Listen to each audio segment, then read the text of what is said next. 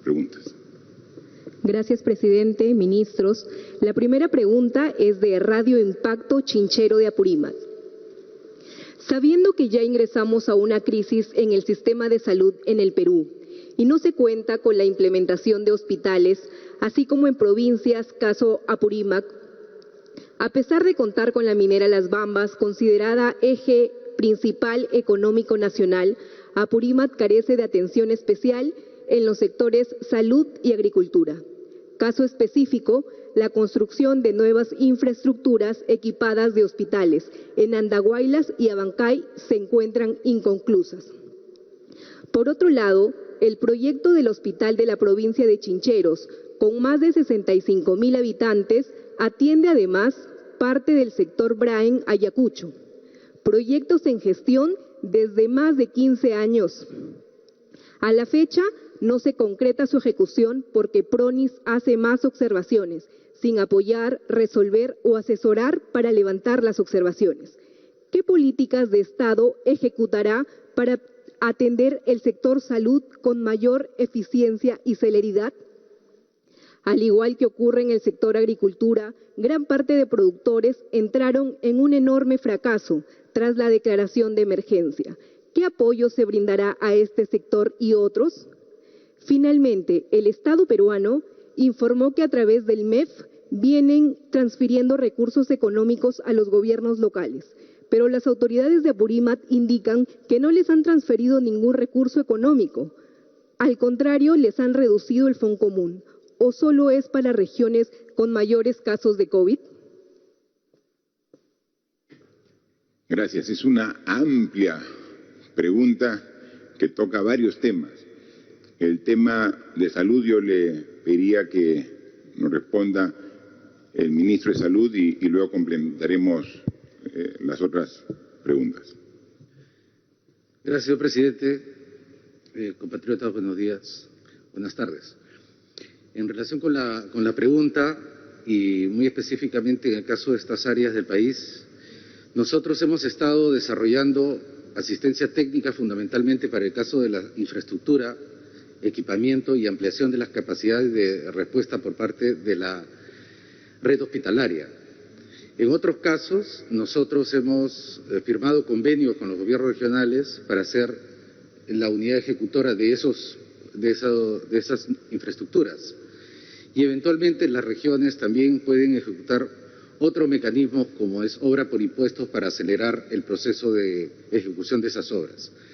Ciertamente durante el tiempo de cuarentena todo el proceso de ejecución de obras se ha enlentecido. Sin embargo, eso no significa que nosotros como Ministerio de Salud dejemos de hacer nuestra labor principal, que es el de la asistencia técnica.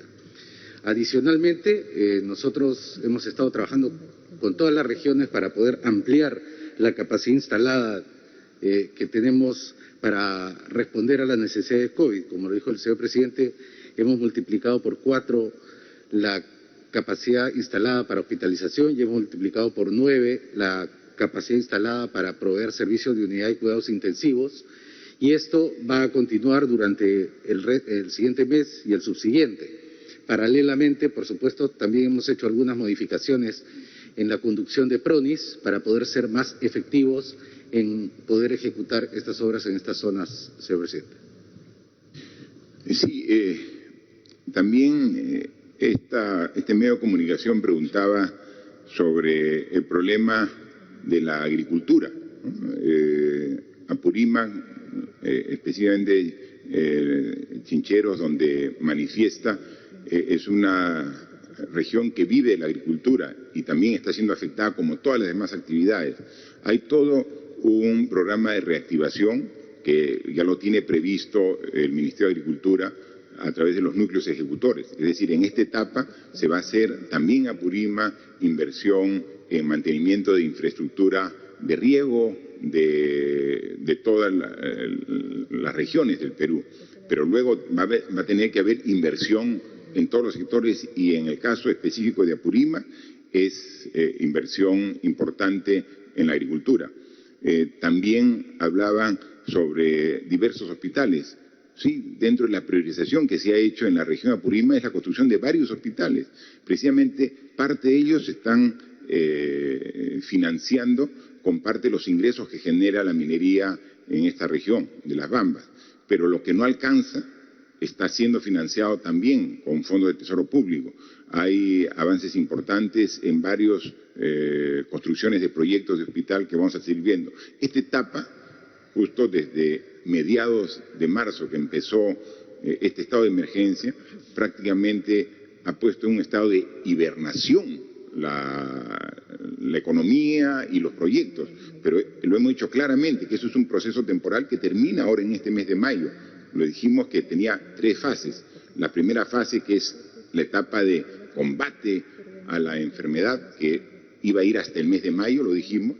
Luego hay una etapa de transición que va de junio hasta fin de año, y el próximo año va a haber una reactivación con mucha fuerza. Pero a partir de junio ya estos proyectos que están en construcción y la reactivación de proyectos como los proyectos de agricultura, tengan la seguridad que los vamos a trabajar de manera conjunta.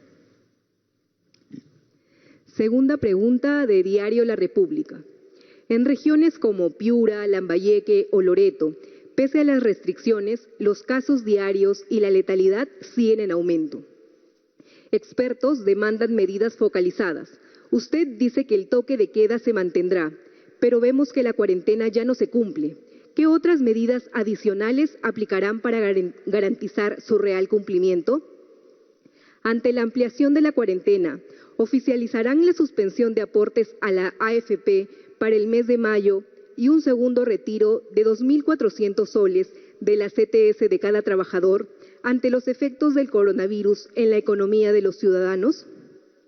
Al ya haberse aprobado varios protocolos y criterios sectoriales, ¿cuál es el cronograma que se tiene previsto para que las empresas de los diversos rubros reinicien sus operaciones en esta primera fase? ¿Cuántos trabajadores se estima que van a beneficiarse con la primera etapa de reinicio de operaciones?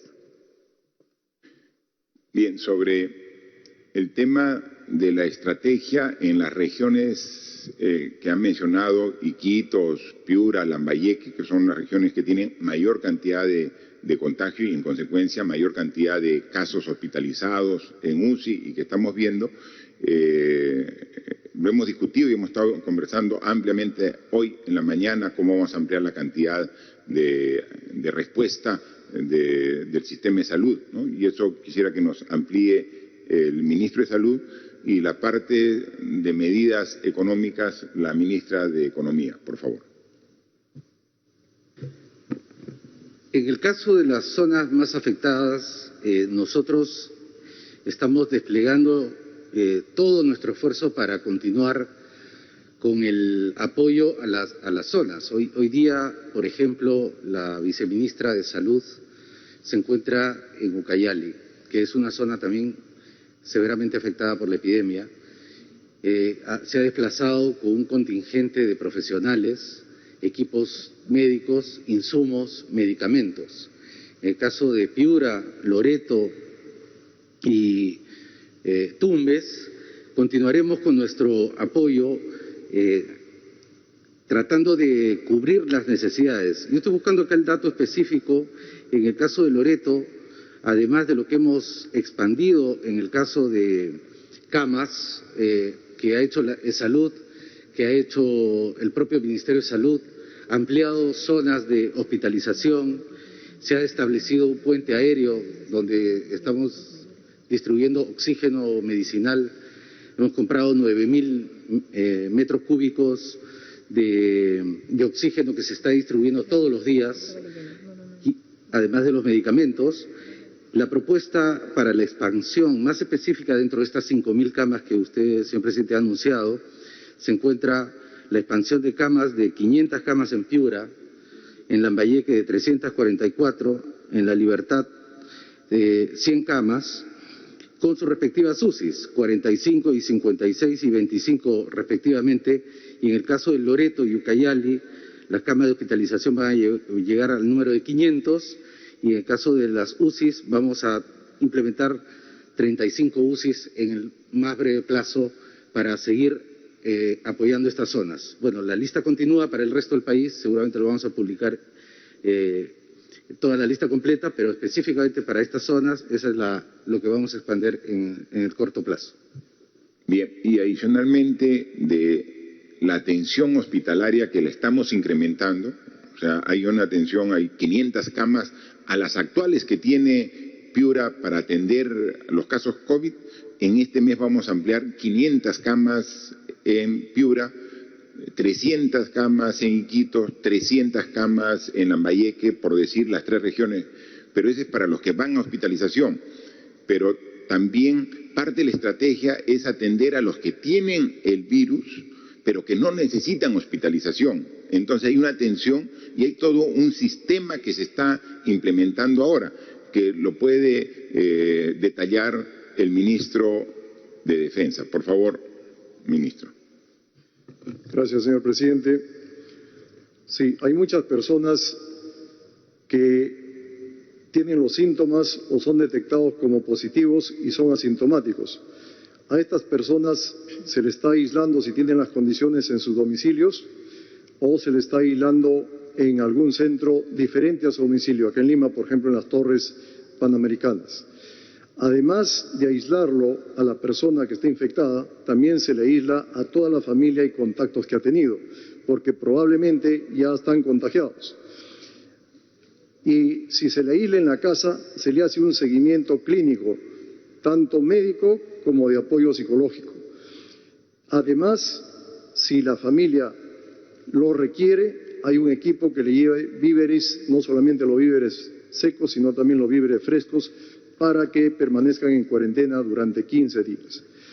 Todo este sistema se está complementando ahora en esta fase donde ciertas actividades económicas se van a activar.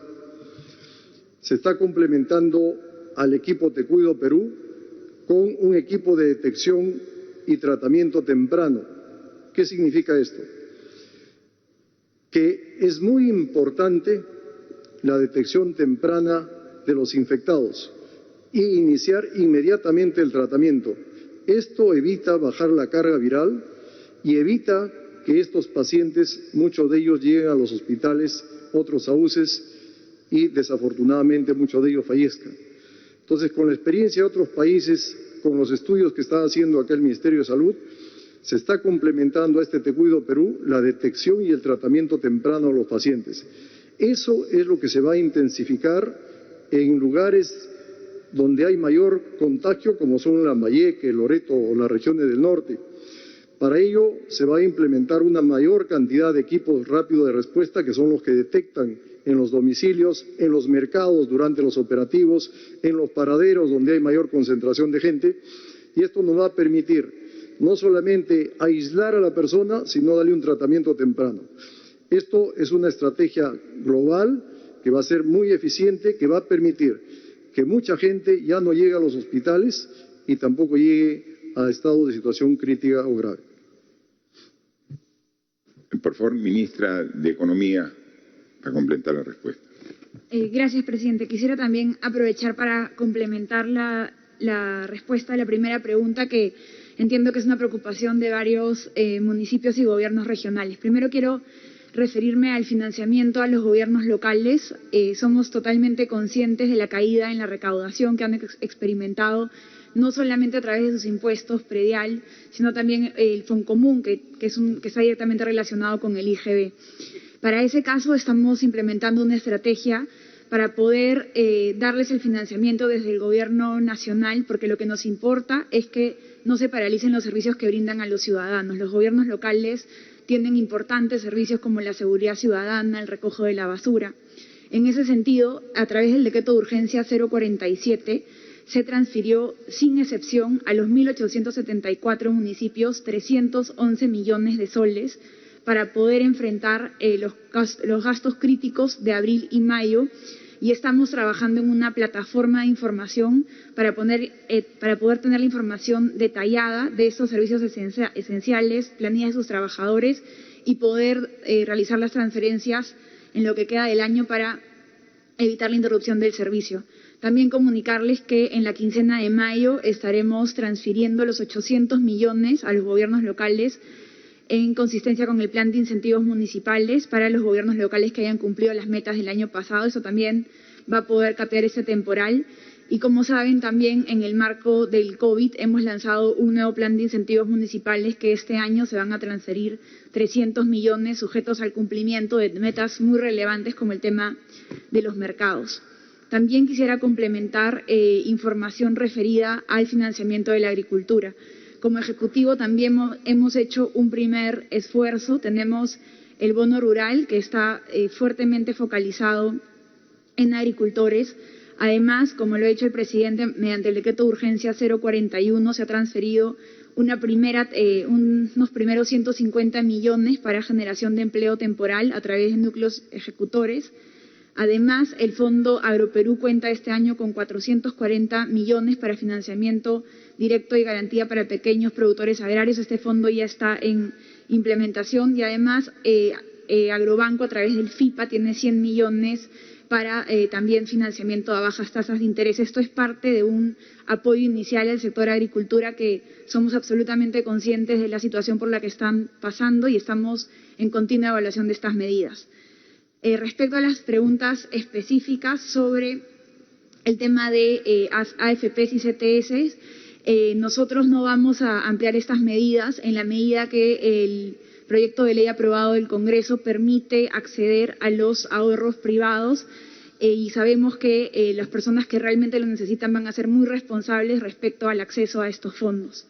Sobre la reanudación económica, como saben, nos hemos planteado una estrategia bastante prudente que toma en consideración las recomendaciones sanitarias. En la primera fase esperamos que la economía pase de un 44% de operación a un 70%.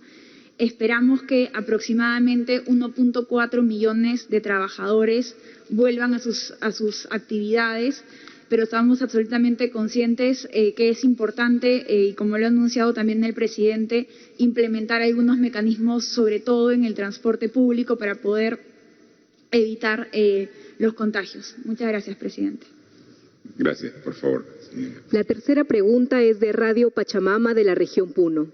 En la región de Puno, de 162 casos confirmados de coronavirus, el 98% no presenta sintomatología. El CENAMI ya informó del inicio de las temporadas de heladas y descenso de las temperaturas que se extenderá hasta agosto. Señor presidente, ¿por qué no se garantiza la atención de recién nacidos, niños menores de 5 años y adultos mayores en hospitales de Minsa y eSalud para que reciban sus vacunas contra la influenza y neumonía? Los principales hospitales de la región han restringido la atención de pacientes, niños con enfermedades broncopulmonares y madres gestantes. ¿A qué se debe ese trato? ¿Cómo se hará para distinguir pacientes con coronavirus y pacientes con neumonía o gripe estacional? ¿El MINSA tiene algún protocolo?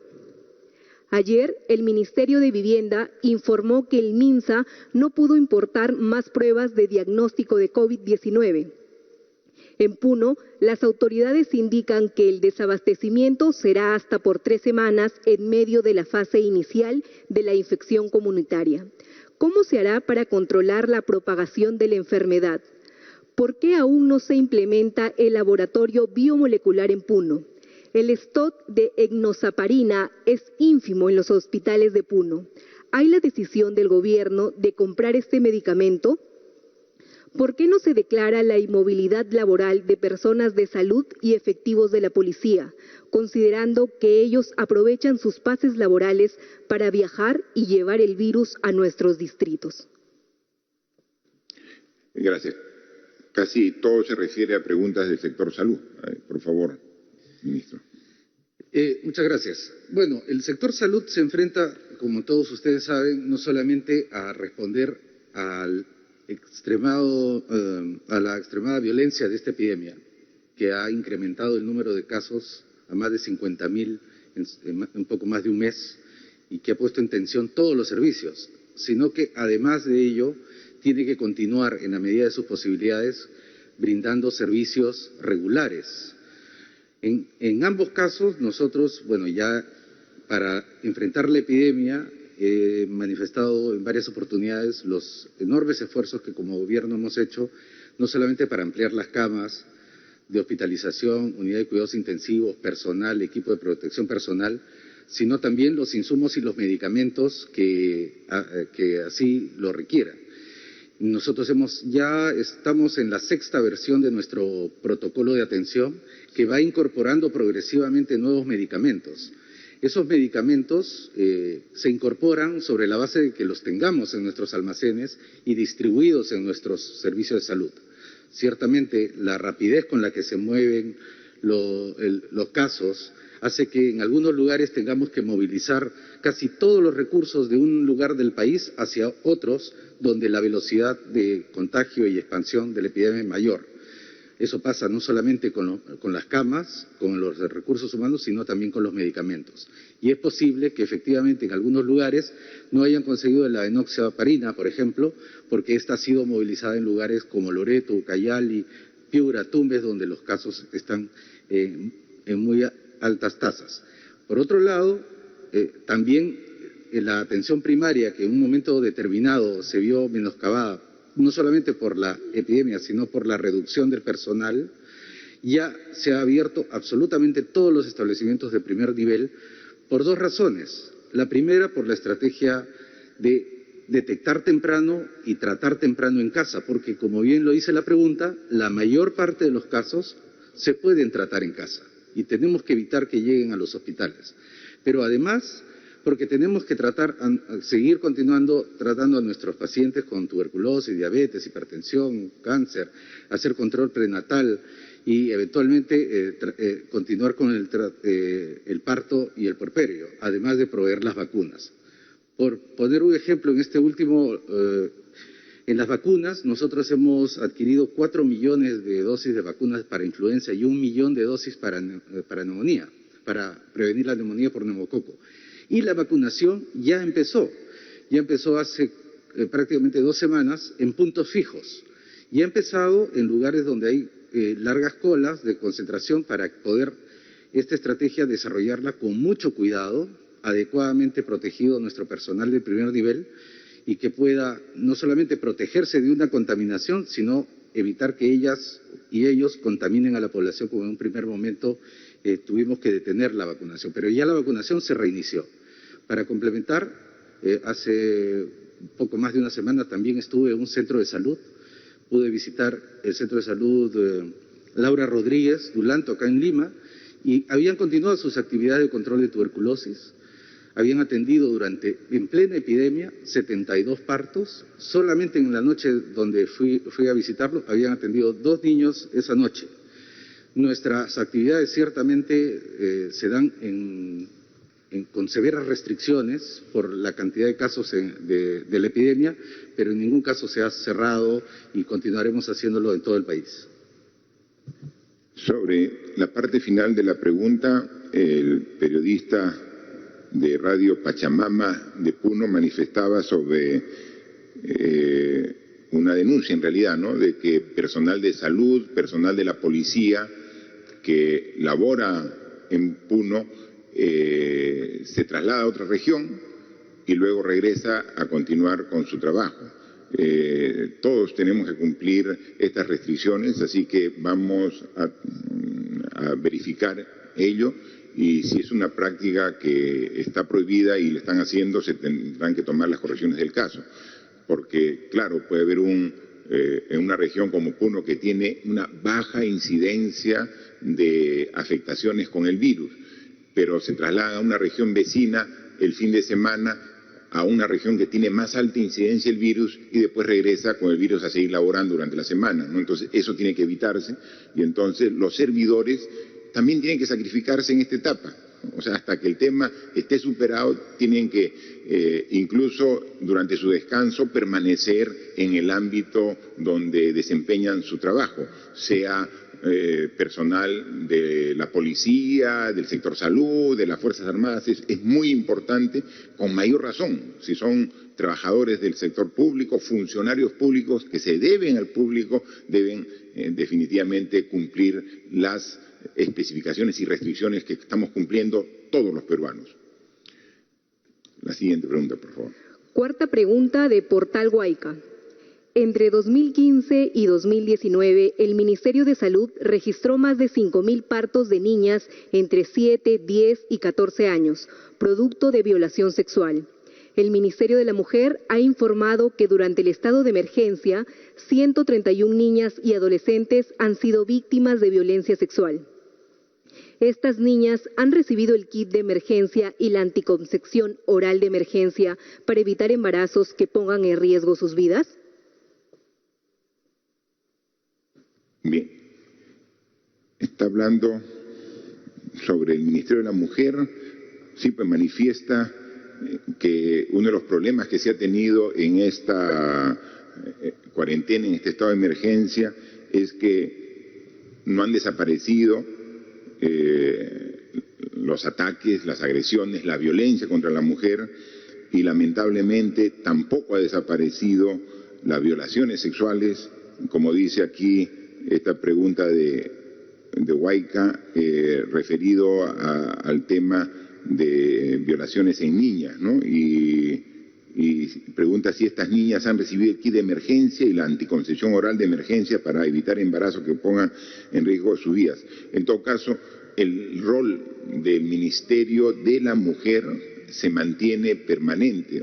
No es que estamos en estado de emergencia, al contrario, está mucho más alerta el Ministerio de la Mujer para evitar que se den este tipo de agresiones, de violencia contra la mujer, violencia sexual en esta etapa de confinamiento en los hogares de las familias que viven en él, ¿no? Actualmente la ministra de la Mujer, Gloria Montenegro, ha viajado porque ella, como saben ustedes, cada ministro tiene una región bajo su responsabilidad. La ministra de la Mujer tiene bajo su responsabilidad el sector, la región de Ucayali. Hoy ha viajado con la viceministra de Salud hacia Pucallpa, precisamente para evaluar cuál es la situación de Pucallpa en cuanto a la preparación y cómo está afrontando la evolución de esta enfermedad en toda la región Ucayali, y ella seguramente vendrá con las recomendaciones correspondientes. Pero si pudiera hacer algún comentario la viceministra que reemplaza a la ministra aquí respecto al accionar del ministerio en esta época de estado de emergencia para cumplir el rol que tiene, por favor. Gracias, presidente. El Ministerio de la Mujer también tiene servicios de primera línea. Tenemos la Unidad de Protección Especial y los Centros de Emergencia Mujer que no están funcionando. El Centro de Emergencia Mujer ha constituido equipos de atención urgente para abordar estos casos. En total son 226 casos de violencia sexual contra niños, niñas y adolescentes que se ha producido en esta etapa. Y estos servicios han activado todos los mecanismos de protección judicial, pero también de acogimiento a ellos. La Unidad de Protección Especial ha dictado medidas de protección hacia estas niñas y están a buen recaudo. Se hacen las coordinaciones con el Ministerio de Salud en general para que la atención en salud también sea de acuerdo a lo que es la normatividad y se les pueda emitir el kit de protección que ellas requieren. Muchas gracias, por favor. Última pregunta de Semana Económica. El protocolo de comercio electrónico obliga a restaurantes y empresas en general a asumir el envío de productos, un costo logístico alto para las compañías hoy bajo gran estrés financiero y con poca o nula experiencia en ello en muchos casos. ¿Se ha calculado el impacto que podrían generar las medidas planteadas por el gobierno en las finanzas de las pymes que hoy buscan vender vía online? De otro lado, el Congreso ha aprobado por insistencia la ley que suspende el cobro de peajes, lo que expone al Estado peruano a demandas arbitrales internacionales. Comprometería la realización de obras en las vías concesionadas a los privados y el mantenimiento de las mismas. La ley estaría modificando las reglas de los contratos de concesión, lo que sería institucional. ¿Qué medidas evalúa el Ejecutivo para enfrentar esta situación? ¿Presentarían una demanda de inconstitucionalidad ante el TC? Ministra de Economía, por favor, sobre esta parte de la pregunta. Sí, como lo advertimos en su momento, esta ley es indirectamente un subsidio a un grupo muy reducido de empresas que le va a costar a todos los peruanos. Esa ha sido las advertencias que hemos hecho y nosotros con mucha responsabilidad, con la responsabilidad de salvaguardar el interés de todos los peruanos y del Perú, vamos a iniciar la demanda de inconstitucionalidad en los próximos días. Sobre el tema del comercio electrónico, ¿no? Por favor, la ministra de la Producción, la primera parte de la pregunta. Gracias, presidente. Buenas tardes con todos. Respecto al tema del delivery o tanto del e-commerce como del restaurante, se debe mencionar lo siguiente. Las empresas de e-commerce se caracterizan por tener un esquema integral de ventas que tiene que ver con marketing, con plataformas de negocio, con pago en línea. De este tipo de empresas, actualmente, de acuerdo a la plataforma SUNAT, se tienen 400 empresas. En esta etapa se han autorizado 248 empresas, donde hay pequeñas, medianas y grandes. A su vez, estas se caracterizan por tener canales de distribución. Respecto a la pregunta puntual, ¿cómo hacen las microempresas o las pequeñas empresas para poder vender online? Debemos tener en cuenta que esta es una primera etapa, que esta focalización que se ha realizado es para operar durante las primeras semanas. ¿Qué quiere decir esto? Que en las subsiguientes semanas, luego de la evaluación de cómo va aplicándose los protocolos en este segmento, se van a ir ampliando nuevos actores también para poder ingresar a operar en el mercado. Y es ahí donde tendrían que entrar las microempresas que estén haciendo venta online. Respecto al tema de los operadores de entrega a domicilio, como bien señalamos, tanto para el sector restaurantes como el comercio electrónico, en este momento se hacen obviamente con el sistema que tienen ellos o que pueden habilitar dentro de sus empresas. En el caso del restaurante puntualmente fue un tema que se discutió al momento de poder elaborar los protocolos con el mismo grupo de restaurantes que van a operar.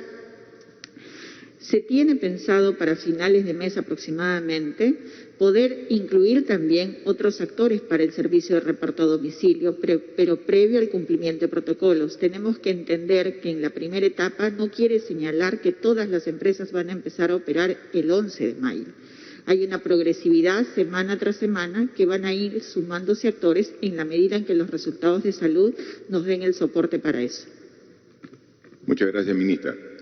También complementa el Premier la respuesta. Sí, presidente, gracias. Sí, hay dos medidas que han sido aprobadas en estas últimas horas por el Congreso de la República y tenemos que tener una posición como gobierno.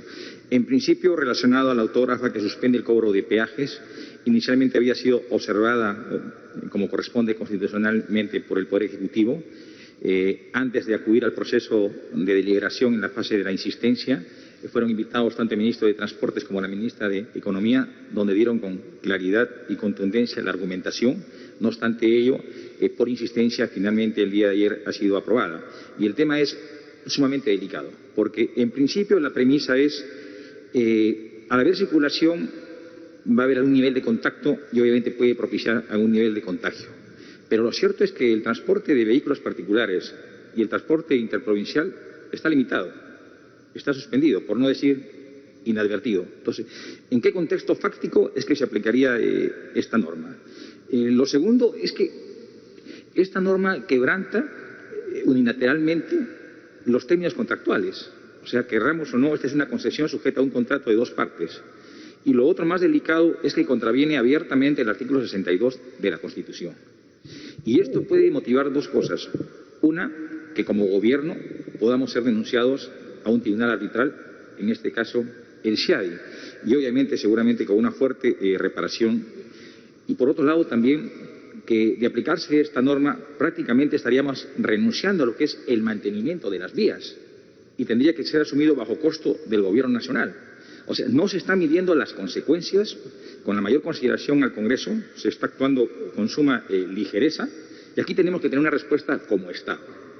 Lo segundo, nosotros como Gobierno, presidente, apenas usted asumió el cargo, aprobamos 5 lineamientos de gobierno y uno de ellos es el referido a la lucha contra la corrupción y la integridad. Y sometido a ese principio rector, es que aprobamos la declaración de intereses, en una primera fase solo destinado a todos los empleados y funcionarios del Poder Ejecutivo. En el llamado periodo de interregno parlamentario, a través de un decreto de urgencia, se amplió a todo el espectro de la función pública. Y a consecuencia de ello, por ejemplo, todos los funcionarios empleados del Poder Judicial, del Ministerio Público, Defensoría del Pueblo, Tribunal Constitucional, Junta Nacional de Justicia, han realizado su declaración de intereses. Son cerca de 36.000 funcionarios empleados que han realizado su declaración de intereses. Inclusive 9 parlamentarios también lo han hecho. Y el día de ayer se ha aprobado una modificación al reglamento por el cual se está generando un registro excepcional y exclusivamente para un sector de la administración pública. Lo que contraviene un principio rector de la administración pública, que las normas son para todos y no puede generarse ningún tipo de privilegios. Y lo último, presidente, a una pregunta formulada anteriormente, ¿qué otras medidas como gobierno tomarán respecto al toque de queda o la inmovilización? Estas provienen del estado de emergencia y el estado de emergencia restringe o limita ciertos derechos. La libertad de circulación o de tránsito, la libertad individual. Hacemos renovados esfuerzos como gobierno, particularmente las fuerzas públicas, tanto el Ministerio de Defensa como el Ministerio del Interior, y aún así resultan insuficientes. Pero está quedando, como si fuera una cuestión de segundo orden, lo que es la labor del propio ciudadano. O sea, los ciudadanos tienen que hacer también un auténtico ejercicio de lo que es ciudadanía, acudir a un ejercicio de control, de seguimiento. No estamos auspiciando alguna movilización, sino que existen metodologías, vía teléfono, celular, estar en contacto, ayudarse. O sea, los ciudadanos también tenemos que involucrarnos. Cuando se discute el presupuesto en las municipalidades, tienen las juntas vecinales. En los barrios existen las juntas vecinales de seguridad ciudadana. Existen los comedores de clubes de madres. Es decir, tenemos una estructura social a nivel de todo el país. Y hacemos una invocación a los ciudadanos para que podamos dinamizar estas estructuras que ya preexisten. Sí, es cierto que las circunstancias actuales demandan en la emergencia un rol protagónico del Poder Ejecutivo, pero los ciudadanos no pueden estar al margen. Reclamamos un mayor nivel de participación, de involucramiento.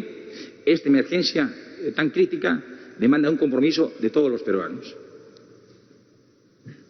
Muchas gracias, Premier. Hemos contestado las preguntas de 5 medios de comunicación. Algunos medios son nacionales, algunos son de provincias, de regiones, y cada quien desde su óptica hace preguntas sumamente importantes que nosotros con gusto y con la transparencia que tenemos como gobierno tenemos que contestar.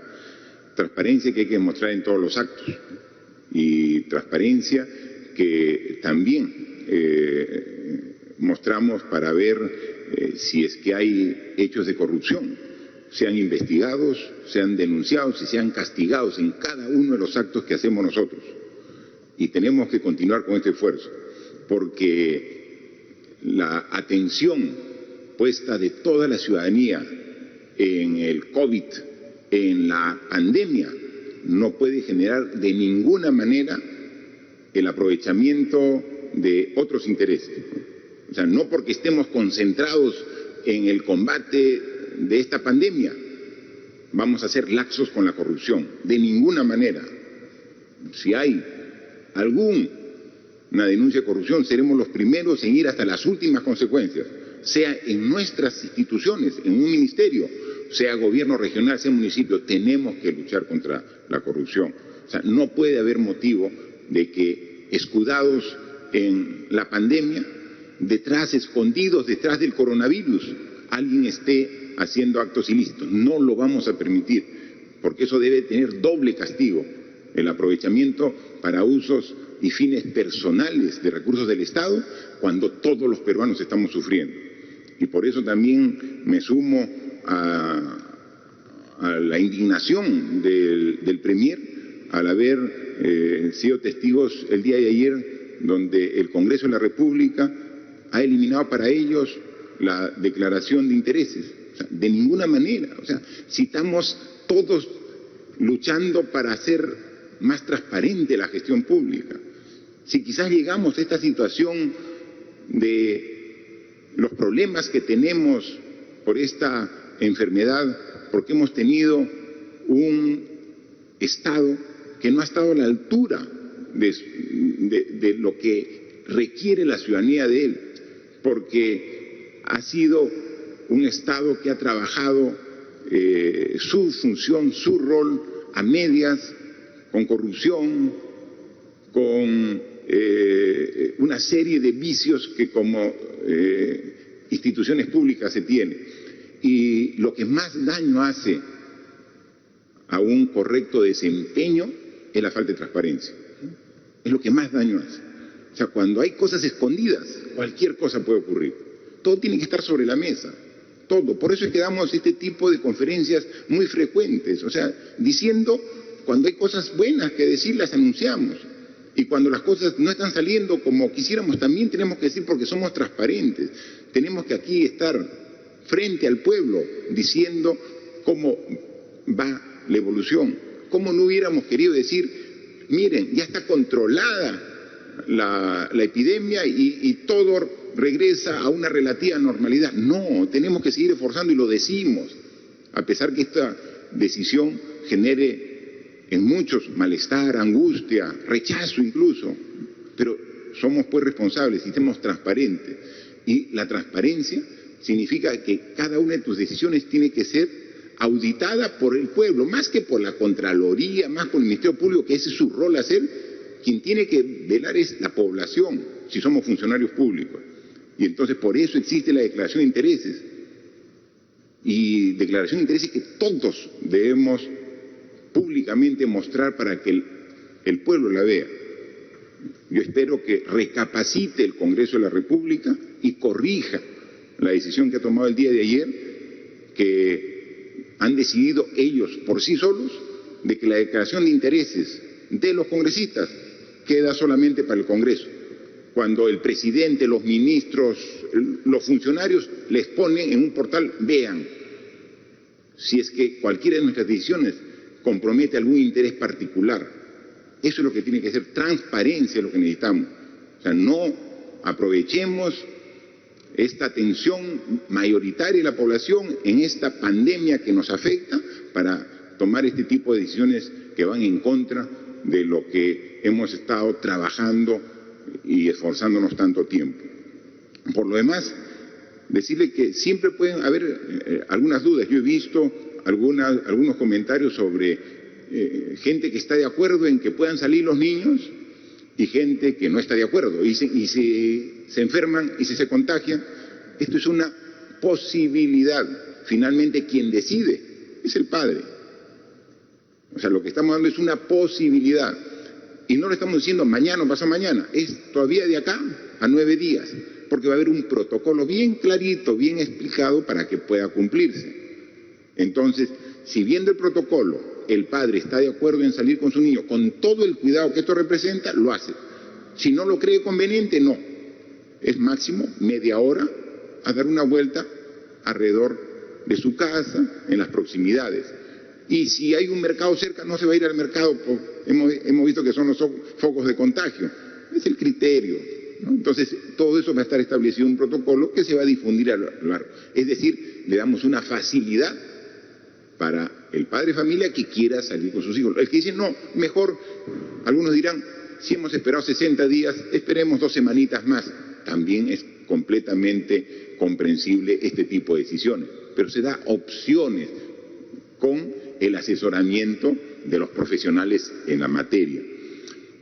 Y no es que no hayamos hecho esfuerzo, seguimos haciendo esfuerzo y hay noticias importantes. Esta semana ya la Marina entregó su primer lote de respiradores mecánicos, esos que se necesitan en UCI, fabricados aquí, tecnología nacional. La Marina de Guerra, parte de la Fuerza Armada, ya los tiene. Y también esta semana llegó el primer lote de la importación de respiradores que vienen desde China. Hemos comprado el gobierno 450. La primera parte ya llegó, ya los tenemos. ¿A dónde se distribuyen estos primeros ventiladores? En función de la evaluación, donde se requiera. Se requiere en Iquitos, van a Iquitos. Se requieren en Piura, van a Piura. En Ucayali ha comenzado a aumentar y no tienen ventiladores, va a Pucallpa. Entonces, para eso es el manejo nacional, donde, oye, pero Lima es grande y también se está quedando, se quedan unos cuantos en Lima. Y sigue, la semana siguiente llega otro lote.